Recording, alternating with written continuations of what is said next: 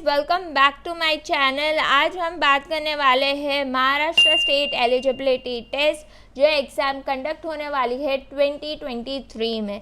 इसके रिलेटेड सारे ही इंफॉर्मेशन आपको इस वीडियो में मिल जाएगी, तो चलिए डिस्कस करते हैं इन डिटेल।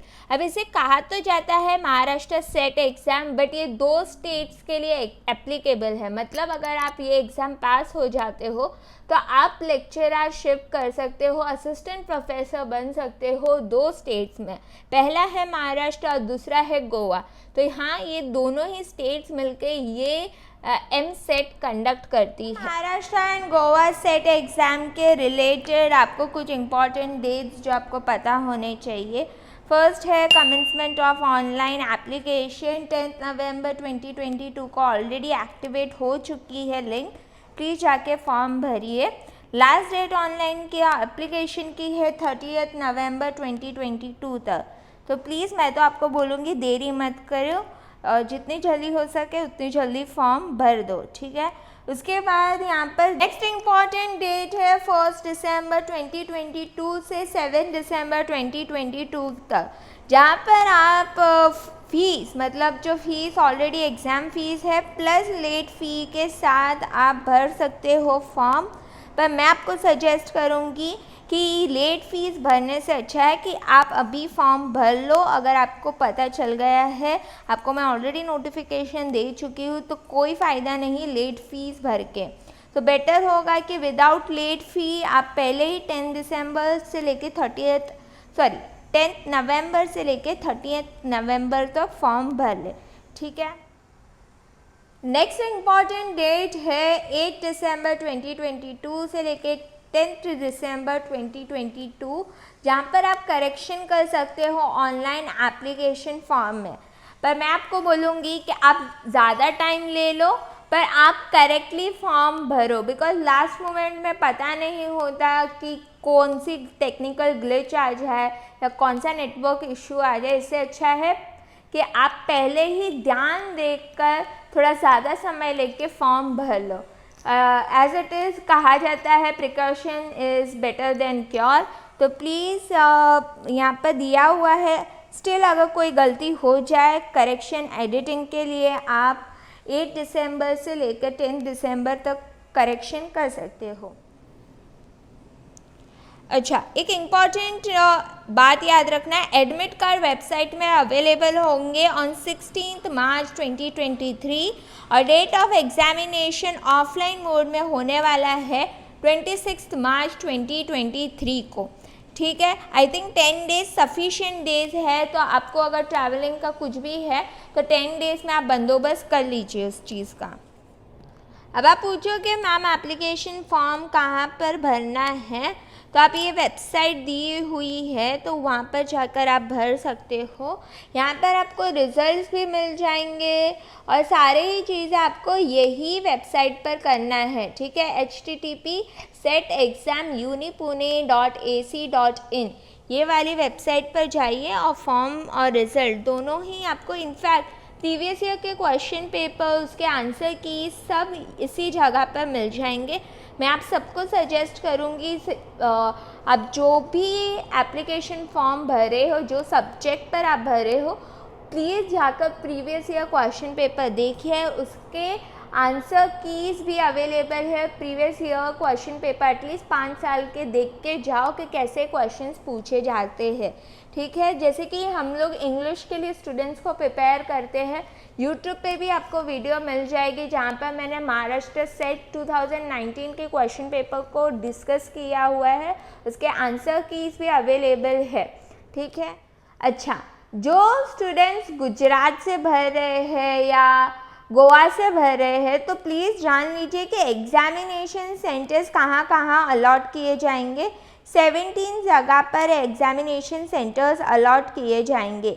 नंबर फर्स्ट है मुंबई, पुणे, कोल्हापुर, नासिक, जलगांव, औरंगाबाद, नांदेड़, अमरावती। फिर नागपुर, गोवा, सोलापुर, चंद्रपुर, गडचिरोली, अहमदनगर, धुले, रत्नागिरी, परभणी, ये 17 एग्जामिनेशन सेंटर्स है। हॉल टिकट में जो आपको अलॉट किया जाएगा एग्जामिनेशन सेंटर, यही 17 जगहों से आपको एग्जामिनेशन सेंटर अलॉट किया जाएगा। आइए देखते हैं examination for Maharashtra SET exam 2023 के लिए। ओपन कैटेगरी के लिए है ₹800, schedule caste, schedule tribe, OBC, सारे रिजर्व्ड कैटेगरी इन शॉर्ट उनकी प्राइस है ₹650, ठीक है। और एज़ पर नोटिफिकेशन ही भरना है। अब यहाँ पर एक इम्पॉर्टेंट बात आप यहाँ नोट कर लो कि यहाँ लिखा हुआ है the candidates of other state except Goa belonging to reserved categories shall be treated as open or general category as per the reservation policy of Maharashtra and Goa states। तो ये समझाना चाह रहा है, लेट्स से सपोज मैं हूँ गुजरात से, ठीक है। अब मैं जब गुजरात से भर रही हूँ, अब मैं बिलोंग करती हूँ रिजर्व्ड कैटेगरी में, पर मैं जब महाराष्ट्र सेट एग्ज़ाम का फॉर्म भरी हूँ तो मैं ओपन कैटेगरी या जनरल कैटेगरी में भरूंगी और फीस भी मैं ओपन या जनरल कैटेगरी जितना ही भरूंगी। मतलब मैं ₹800 यहाँ पर पे करूंगी महाराष्ट्र सेट एग्ज़ाम 2023 में बैठने के लिए, ठीक है। I hope I am clear. Next बात ये नोट कर लो कि एग्जामिनेशन फ़ीस आपको भरनी है by debit card, credit card, net banking, कोई ऑफलाइन मोड नहीं है। और वंस एग्जामिनेशन फ़ीस आप दे दो उसके बाद कोई रिफंड नहीं हो पाएगा। So yes, that's another thing. Let's move ahead. आइए देखते हैं कंडीशंस ऑफ एलिजिबिलिटी क्राइटेरिया या qualifying criteria for Maharashtra SET exam. First है कि कैंडिडेट्स के पास मास्टर्स डिग्री होनी चाहिए जो कि रिकग्नाइज्ड हो बाय यूजीसी और इन दी सब्जेक्ट ऑफ सेट। तो जिसके पास भी पोस्ट ग्रेजुएट डिप्लोमा है या डिग्री है वो ये इस एग्ज़ाम के लिए बैठ सकता है। सेकेंड एलिजिबिलिटी क्राइटेरिया या क्वालिफाइंग क्राइटेरिया है महाराष्ट्र सेट एग्ज़ाम के लिए कि the candidates other than schedule caste, schedule tribe, OBC, SBC, DT, NT, transgender, PWD, orphans who have secured at least 55% marks without gracing or rounding off in masters or equivalent examination are eligible for this test. The OBC, SBC, DT, NT belonging to non-creamy layer and SC, ST, transgender, PWD, orphans who have secured at least 50% mark without gracing or rounding off in masters or equivalent examination are eligible for this test. अब यहाँ पर कह रहे हैं कि जितने भी open category के लोग हैं उनके पास 55% मार्क्स होने चाहिए, मतलब विदाउट राउंडिंग ऑफ या ग्रेसिंग के बिना, मतलब 55% तो होना ही चाहिए। 55% के अबाव है तो डेफिनेटली आप जाइए और एग्जामिनेशन दीजिए। अब बाकी जो बताए गए हैं ओबीसी, एसबीसी, ये लाइन जो आप देख रहे हो उनके लिए होना चाहिए एटलीस्ट 50% मार्क्स विदाउट ग्रेसिंग और राउंडिंग ऑफ। अगर ये क्राइटेरिया इन लोग फुलफ़िल करते हो तो आप एग्जामिनेशन के लिए बैठ सकते हो। I hope I am clear. In nutshell open category के लिए 55% प्लस होना चाहिए और बाकी जो यहाँ पर जो सेकंड सेंटेंस में दिए गए हैं उनके लिए एटलीस्ट 50% मार्क्स होने चाहिए, 50 प्लस होने चाहिए, तभी वो एग्जामिनेशन के लिए बैठ सकते हैं विदाउट ग्रेसिंग और राउंडिंग ऑफ। अब लास्ट स्टेटमेंट कहता है कि जो भी रिजर्व कैटेगरी से बिलोंग करते हैं उनके पास वैलिड सर्टिफिकेट होना चाहिए from government of Maharashtra and Goa. So I hope this is clear. Last statement कहता है जो भी रिजर्व्ड कैटेगरी से बिलोंग करते हैं उनके पास होना चाहिए कैटेगरी सर्टिफिकेट जो कि रिकग्नाइज्ड हो from government of Maharashtra and Goa.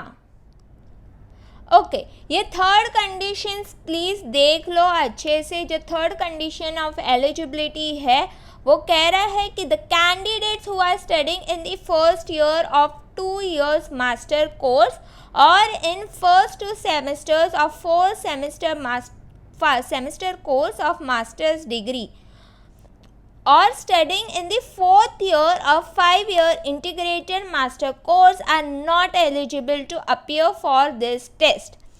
कह रहा है कि अगर मैं मास्टर्स कोर्स में हूँ, जनरली इंडिया में यूनिवर्सिटी में 2 ईयर का मास्टर कोर्स होता है, तो अगर मैं फर्स्ट सेमेस्टर या सेकेंड सेमेस्टर में हूँ तो मैं इनएलिजिबल हूँ एग्ज़ाम देने के लिए, ठीक है। और फिर कहता है कि अगर मैं 5th year integrated master course में हूँ तब भी मैं नॉट एलिजिबल हूँ, ठीक है। 5 ईयर का इंटीग्रेटेड कोर्स आप कर रहे हो और अगर आप 4th ईयर में हो सो आप इनएलिजिबल हो, आप नहीं दे सकते।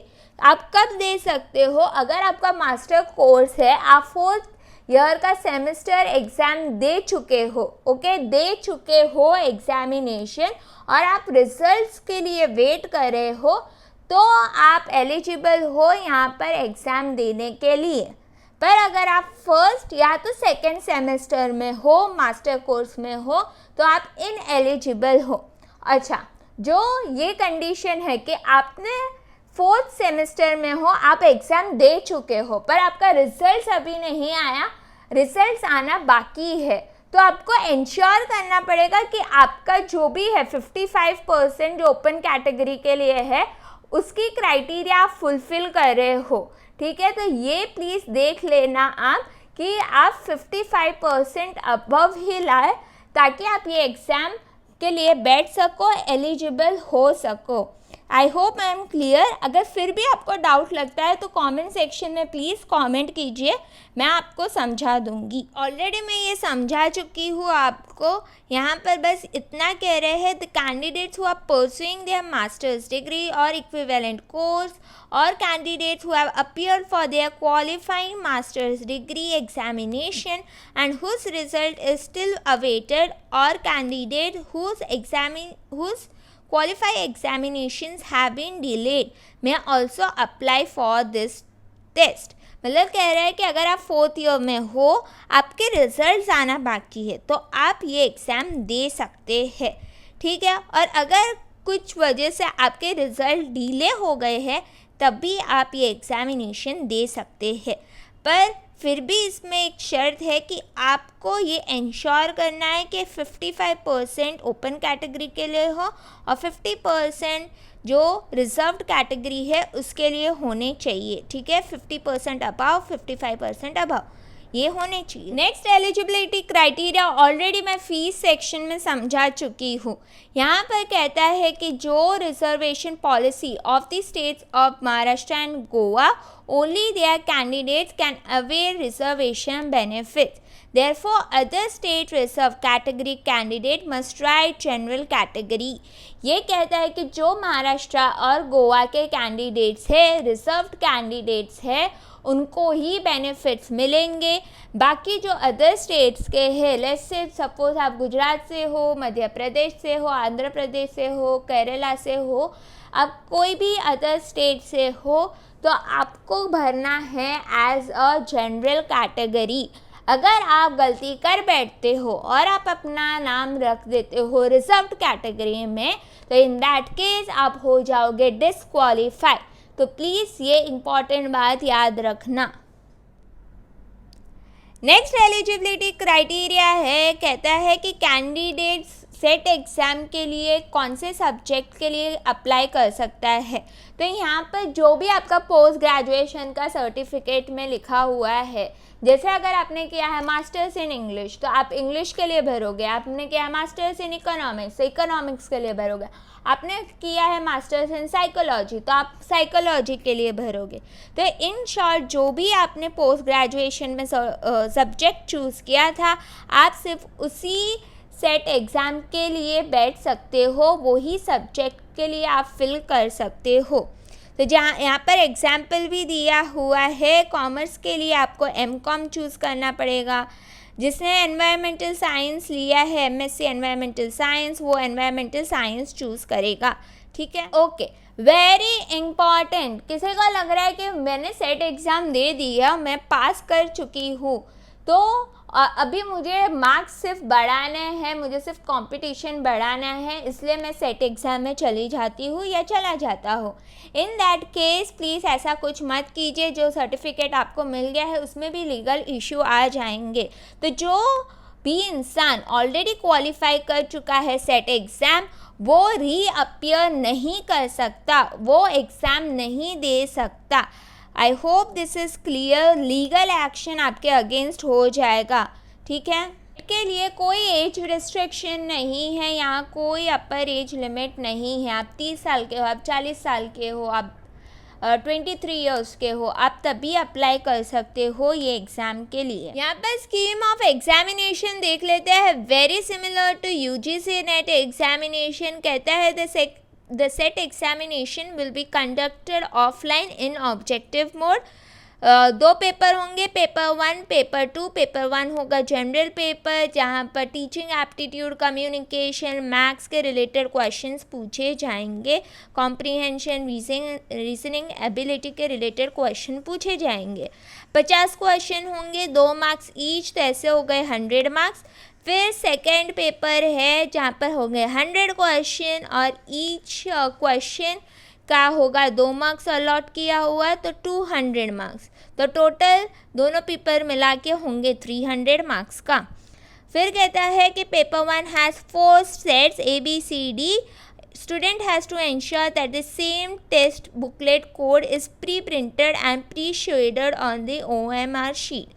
मतलब कहता है कि जो टेस्ट पेपर है OMR शीट में उसी लेट्स से सपोज आपको टेस्ट बुकलेट में दिया गया है बी वाली टेस्ट बुकलेट मिली है आपको, तो आप OMR शीट में बी ही सिलेक्ट करोगे, ठीक है। मतलब आंसर शीट में आप बी ही सिलेक्ट करोगे। सेम है पेपर 2 के लिए भी 100 क्वेश्चन है, 2 मार्क्स ईच है। यहाँ पर कोई नेगेटिव मार्किंग नहीं है, प्लीज़ नोट, यहाँ पर कोई भी नेगेटिव मार्किंग नहीं है, ठीक है। तो फर्स्ट पेपर होगा 1 आवर का, सेकंड पेपर होगा 2 आवर्स का, ठीक है। इतना इम्पॉर्टेंट याद रखना। और जो OMR शीट है वो प्लीज़ एग्जामिनर है उसको दे देना, अच्छे से सबमिट कर लेना। ऐसा मत करना कि आप गलती से एग्ज़ाम हॉल के बाहर लेके आओ, ठीक है। So I hope this is clear. इसके सिवाय भी आपको कोई और डाउट हो तो कमेंट सेक्शन में कमेंट कीजिए, मैं आंसर कर दूंगी। या तो आप set examination, Maharashtra set examination की ऑफिशियल वेबसाइट जो मैंने आपको बताई थी उसमें जाकर आप देख लीजिए, आपकी क्वेरी सॉल्व हो जाएगी। Hope you found the video helpful. If you did, then do like, share and subscribe to my channel। आप मुझे Instagram और Facebook पे भी फॉलो कर सकते हो, ऐसे ही मैं नोटिफिकेशन लाती रहूँगी। सब्सक्राइब कर दीजिए मेरे चैनल को।